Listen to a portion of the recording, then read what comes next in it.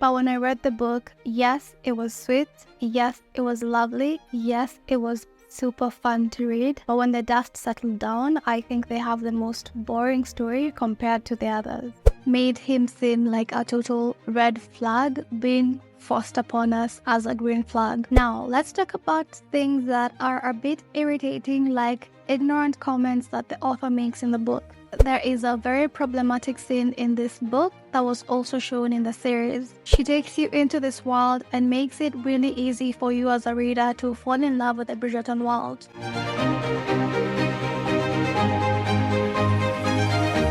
Bridgerton is one of the most popular shows on Netflix, and just like a million other people all over the world, I love the series. Naturally, I had to read the books, and I found out that the books tell you so much more than the series does. They have a lot of green flags that leave you swooning, and a lot of red flags that you just can't ignore.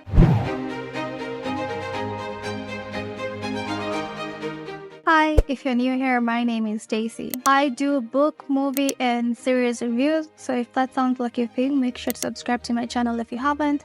Leave me a comment below and give this video a thumbs up.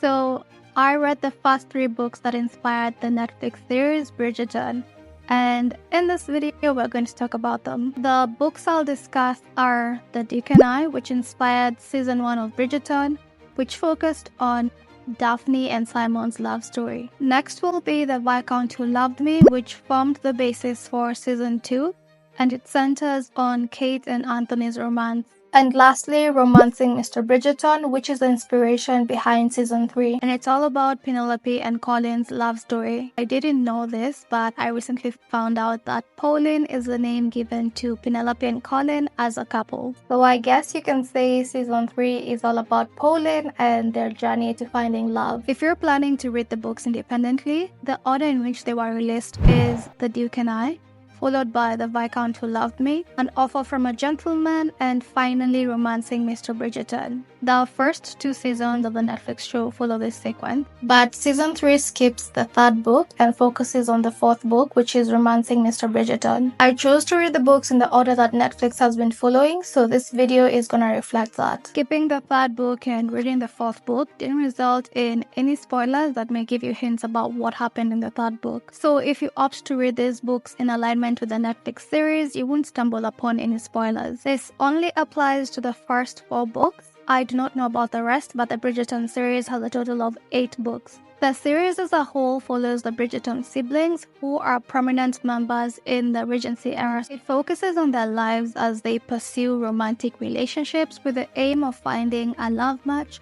getting married, and settling down. In other words, we're following the love lives of the rich in the Regency era. There are quite a few differences if you compare the books with the series. And with that said, I think this is one of those unique situations where both the books and the series are equally good. While watching the show, I often daydreamed about living in the Bridgerton world. I remember when the first season came out, me and my friends were so hyped up that we decided to do a podcast about the show. The only problem is we recorded the entire thing when we were drunk, so it never saw the light of day. I don't know where the recording went, but given the state that we were in, I'm sure it's for the best that we never followed through with that plan. As much as I'm a die-hard fan, after reading the books, I find myself extremely grateful that I am living in the 21st century. Like the show, the Bridgerton world in the books still feels fun, perfect, and beautiful. But reading the books gave me deeper insights into the characters' thoughts. Things they wouldn't say out loud, but they were still thinking them, and they reflected what they believed in. When you watch a show, unless it's done intentionally, you don't really know what the characters are thinking inside their head. You only know the things that they're gonna say out loud. But in books, you can always give details of what the characters are thinking, even when they don't say the exact things out loud. This aspect of the book removed the rose-colored glasses I had about the Bridgerton world being flawless, and reminded me that nothing is perfect.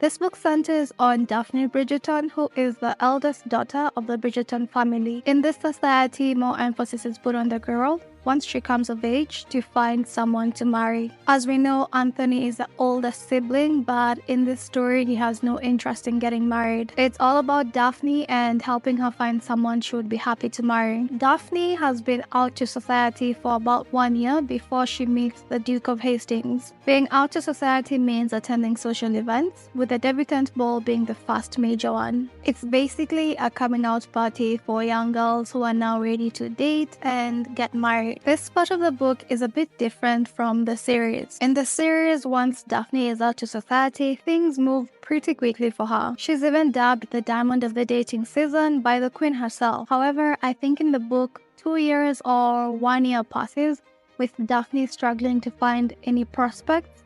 That is until Simon comes into the picture. The first thing you notice when reading all the books is that there are no black people. Do not let the covers of the Bridgerton books fool you. Everybody in this book is white.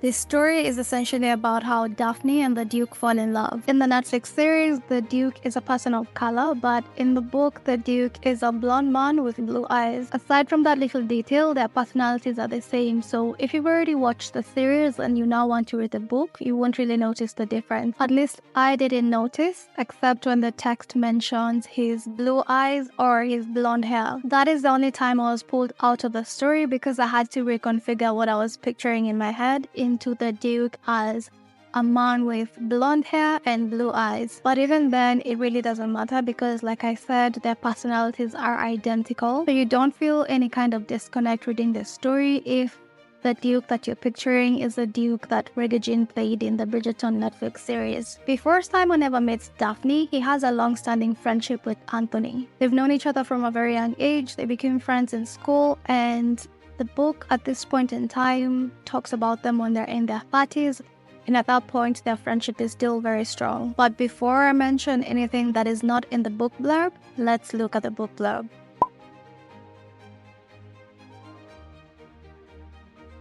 In the ballrooms and drawing rooms of Regency London, rules abound. From their earliest days, children of aristocrats learn how to address an earl and curtsy before a prince, while other dictates of the tone are unspoken yet universally understood. A proper duke should be imperious and aloof. A young marriageable lady should be amiable, but not too amiable. Daphne Bridgerton has always failed at the latter. The fourth of 8 siblings in her close-knit family, she has formed friendships with the most eligible young men in London. Everyone likes Daphne for her kindness and wit, but no one truly desires her. She is simply too dishonest for that, too unwilling to play the romantic games that captivate gentlemen. Amiability is not a characteristic shared by Simon Basset, Duke of Hastings. Recently returned to England from abroad, he intends to shun both marriage and society, just as his callous father shunned Simon throughout his painful childhood. Yet, an encounter with his best friend's sister offers another option. If Daphne agrees to a fake courtship, Simon can deter the mamas who parade their daughters before him. Daphne, meanwhile, will see her prospects and her reputation soar. The plan works like a charm at first, but amid the glittering, gossipy, cutthroat world of London's elite, there is only one certainty: love ignores every rule. That aspect of Daphne struggling to find suitors was interesting because the show is quite different. Here she couldn't find suitors because she was too nice and too straightforward. What men preferred was someone who flirts a bit and someone who plays games a little bit. But Daphne always expressed herself honestly, which led her to get friend-zoned a lot. I think there's a section in the book that explains how the men saw Daphne. Everyone thought she was funny and kind and a quick wit, and no one thought her the least bit unattractive. But at the same time, no one was dazzled by her beauty, stunned into speechlessness by her presence, or moved to write poetry in her honor. They all adored her, or so they said, because she was so easy to talk to and she always seemed to understand how a man felt. As one of the men Daphne had thought might make a reasonably good husband had said, "Daph, you're just not like regular females. you're positively normal. I found it amusing because Daphne's character makes a great partner, and she did in fact become a great partner for the Duke, but in general, being open and honest was not ideal qualities when dating. One thing I really liked in this book that wasn't in the series is how Anthony is constantly a supportive brother. When it comes to marriage, some aspects in the book can be interpreted as marriage is treated similarly to something like purchasing goods, purchasing land, or just a transactional act. This is mainly concerning the girls. There are several examples in the book, but the one that I can remember right now was an issue concerning Daphne and Simon. The two were having problems, so Anthony showed up to their house and told Simon something like he is here to decide whether he gets to keep Daphne or not. And throughout that entire encounter, Daphne's opinion was never even considered. Daphne, who is perfectly capable of making her own decisions, is disregarded as if she's not the only one who should be the one making such a decision for herself. And I know Anthony's actions can be seen as the loving actions of a brother who deeply cares about his sister,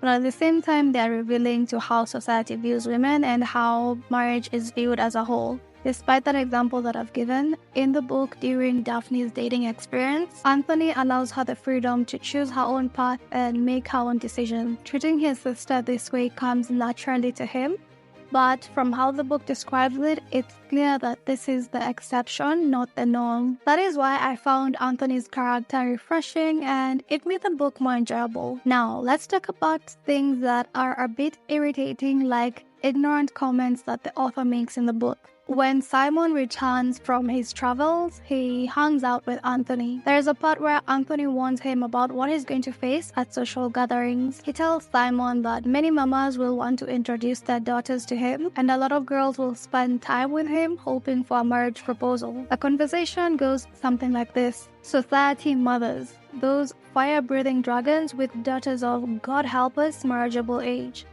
You can run, but you'll never manage to hide from them. And I should warn you, my own is the worst of the lot. That is what Anthony said. Then in response, this is what Simon says: good God. And here I thought Africa was dangerous.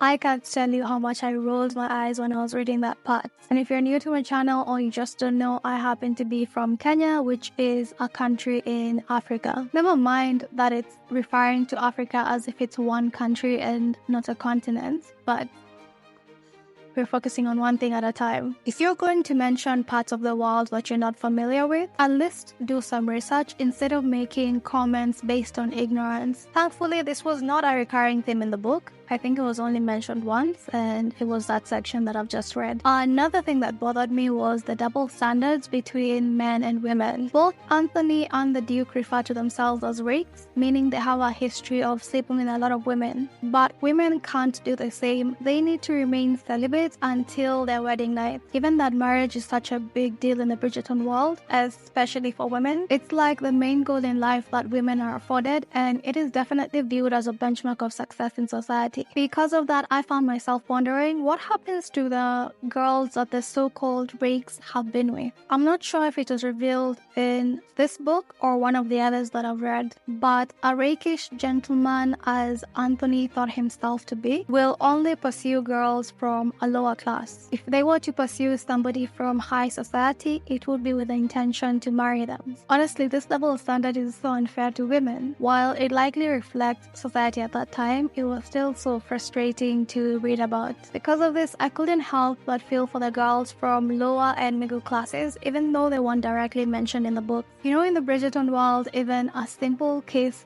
is a scandal in society. But once you've been found in a compromising situation, I imagine it would be hard for the girls to find love and settle down if that is something that they wanted for themselves. While people like Simon and Anthony wouldn't be affected at all because they are men. I'm not saying go out and be promiscuous. I'm just saying everyone should have the freedom to pursue different aspects of life if that's what they want to do for themselves, and not have to face such harsh consequences. If you find yourself with a rake who has no serious intentions, you should have a chance to pursue a relationship that is worthwhile to you. Compared to the last point I'm about to make, the previous issues weren't problematic because it's most likely that they're in line with the Bridgerton world and the Regency era, except for the comment about Africa. However, there is a very problematic scene in this book that was also shown in the series. The problem is it is written in such a nonchalant way that in the series I did not fully grasp the implications of what I had just watched. But in the book, it's hard to miss how problematic the entire scene is. I've talked about the double standards in the story and how they affect women, but in this case, it's the opposite. Daphne essentially does something to the Duke.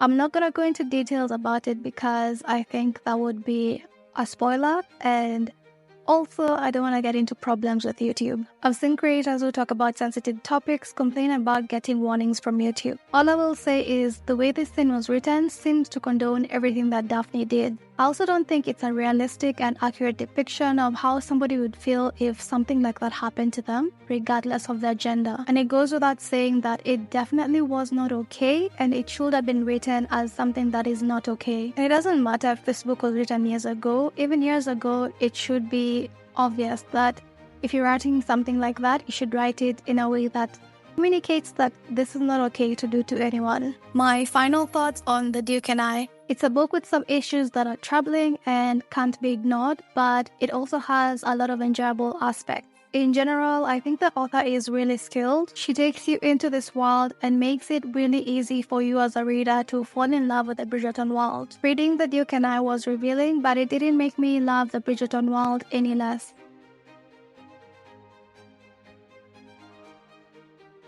Book 2 is The Viscount Who Loved Me, and it focuses on Anthony Bridgerton's love story. While he was a great brother to his siblings, he was a terrible romantic partner. I touched on his rakish behavior in Book 1, and that is because Book 1 only touches on his rakish behavior. Book 2 is where you get all the details regarding Anthony's rakish escapades. But that wasn't the annoying part. The annoying part was how he couldn't be honest with himself, and in turn, he really said some shitty things to his love interest. But to give him credit, he came back to his senses and had a lot of character development as the story progressed. Anthony is the oldest of 8 siblings, and from an early age, life forced him to step up as the head of the household because of his father's sudden death. Most of his siblings were very young when this happened, and some never got to meet their father when they were old enough to form memories. Because of this, Anthony felt somewhat alone in grieving and coming to terms with his father's death. While his view of the entire experience is subjective, technically, as the firstborn, he did have more time with his dad compared to his siblings. Of course, he had his mother to lean on and share in the grief of such a tragic experience. And still, he continued to feel somewhat isolated, and the trauma from what happened manifested itself in unusual ways. This one moment in his life ends up influencing how he interacts with the world, especially with romantic partners. The book blurb goes something like this. 1814 promises to be another eventful season, but not, this author believes, for Anthony Bridgerton, London's most elusive bachelor who has shown no indication that he plans to marry. And in truth, why should he? When it comes to playing the consummate rake, nobody does it better. Lady Whistledown Society Papers, April 1814. But this time, the gossip columnists have it wrong. Anthony Bridgerton hasn't just decided to marry. He's even chosen a wife. The only obstacle is his intended's older sister, Kate Sheffield, the most meddlesome woman ever to grace a London ballroom. The spirited schemer is driving Anthony mad with a determination to stop the betrothal. But when he closes his eyes at night, Kate is the woman haunting his increasingly erotic dreams. Contrary to popular belief, Kate is quite sure that reformed rakes do not make the best husbands, and Anthony Bridgerton is the most wicked rogue of them all. Kate is determined to protect her sister, but she fears her own heart is vulnerable, and when Anthony's lips touch hers, she's suddenly afraid she might not be able to resist the reprehensible rake herself.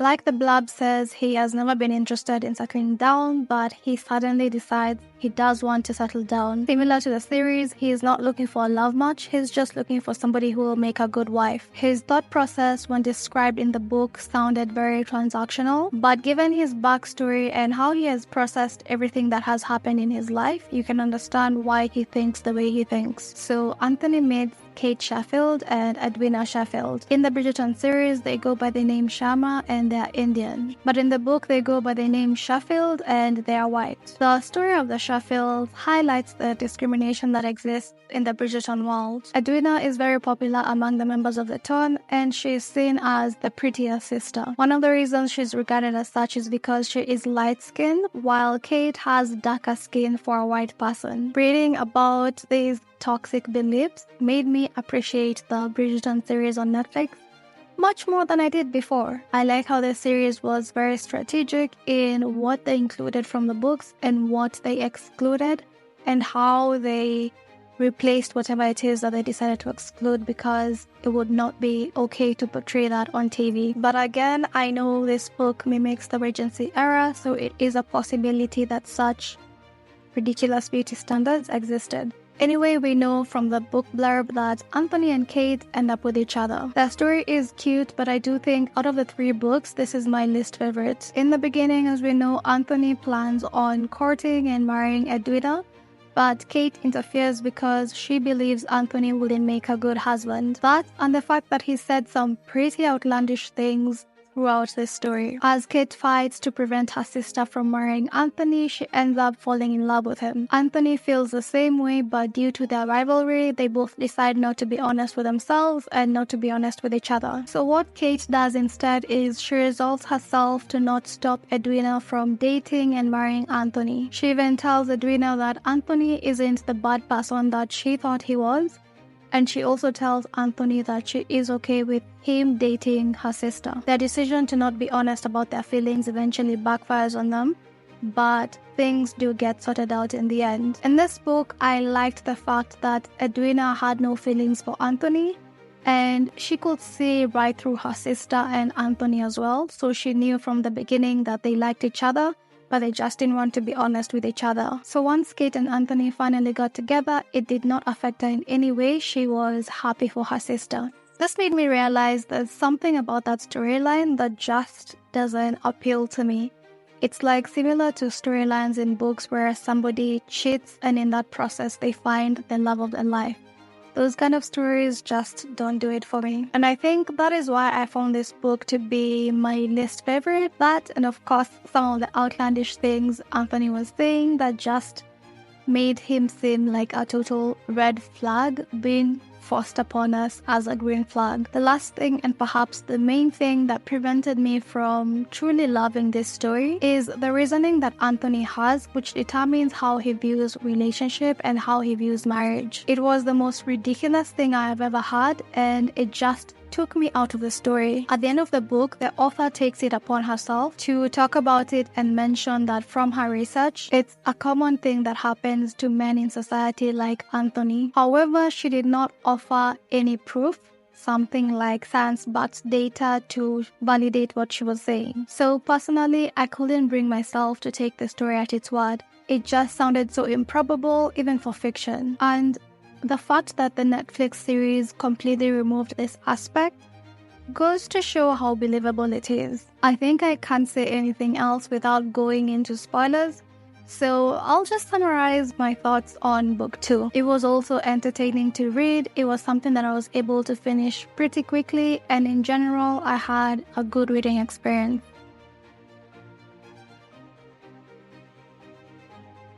So here is the book blurb for Romancing Mr Bridgerton. Everyone knows that Colin Bridgerton is the most charming man in London. Penelope Featherington has secretly adored her best friend's brother for, well, it feels like forever.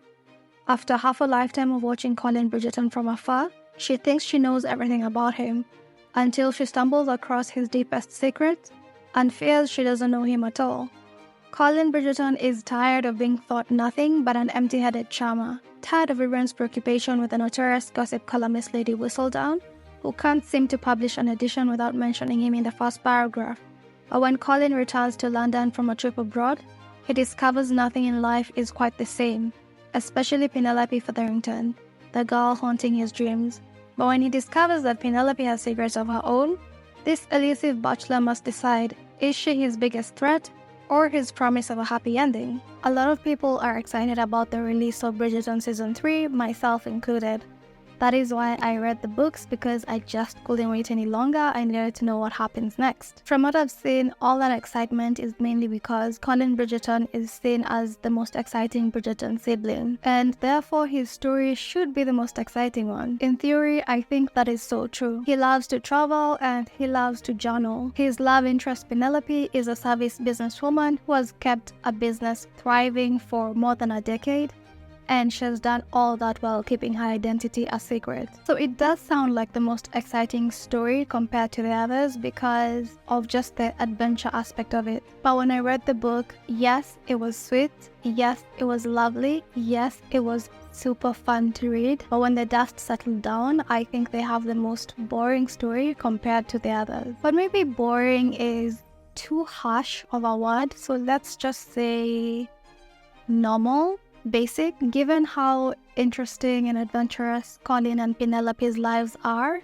I think the author could have done more with their story. First of all, this last statement sounds so dramatic, but once you find out what it is, it really isn't that serious. Even the book itself didn't make it to be this high-stakes situation that the book blurb can make you think it is. I don't think I read the blurb before reading the book, but reading it now makes me feel underwhelmed all over again. It sounds like a story with high emotional stakes that at least pushes the characters beyond their comfort zones, but in reality, nothing of the sort happens. I feel the story was a bit too plain when the characters themselves had such a rich backstory, and even when you got to the high-stakes moments in this book, it just didn't have the impact that it should, because you knew without a doubt that the protagonist was not only gonna get out of the situation, but they were gonna get out unharmed and unaffected. For example, if you watched season 1 and 2 of the Netflix show, you already know that Lady Whistledown is Penelope. But in this book, nobody knows who Lady Whistledown is. If you plan on reading the book, I'm gonna give a warning that the next thing that I'm gonna say is a major spoiler.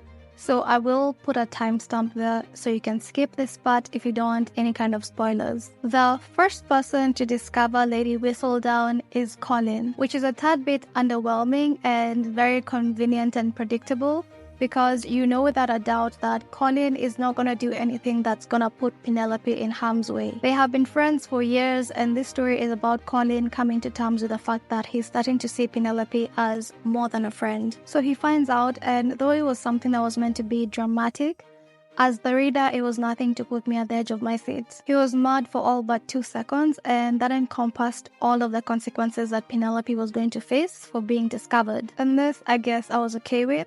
I mean, the danger doesn't feel real, but I'll take it because how else is Colin meant to act? But then later on, Cressida finds out and she tries to blackmail Penelope for money. That I thought felt promising, but again, it was resolved with Penelope and Colin not facing any challenges that they could overcome.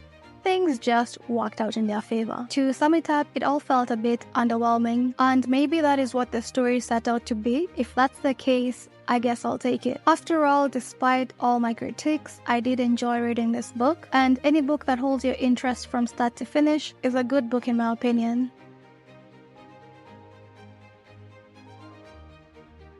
And lastly, here's how I would rate each book. I think I gave them ratings on my Goodreads once I was done reading them. So let's check those out and see how many stars I give them. So the first one is The Duke and I. I gave The Duke and I 4 stars. I'm sure I wrote a review. Let me see my review. And my review was, this was a fun one to read, just as amazing as the Netflix series. The next is The Viscount Who Loved Me. I gave The Viscount Who Loved Me 2 stars. Let's see what I had to say about it. So I said, Anthony's fear, which dictates how the story progresses, is just too implausible to take the plot at its word. I couldn't get myself to believe it and take it as seriously as the story wants you to. It honestly sounded ridiculous.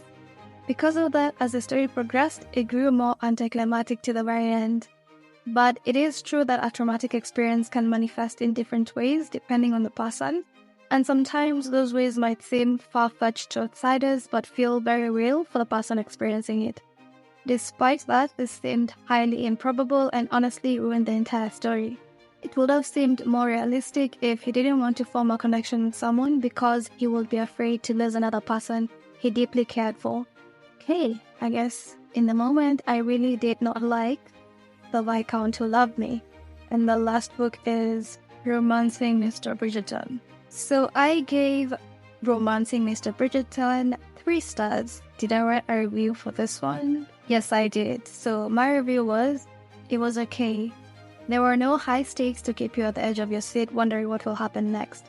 Everything just fell into place too perfectly without any real struggle or challenge. I read this a while ago, but I'm doing this review now, but I guess even as time passes by, I still remember the things that I didn't like and the things that I liked.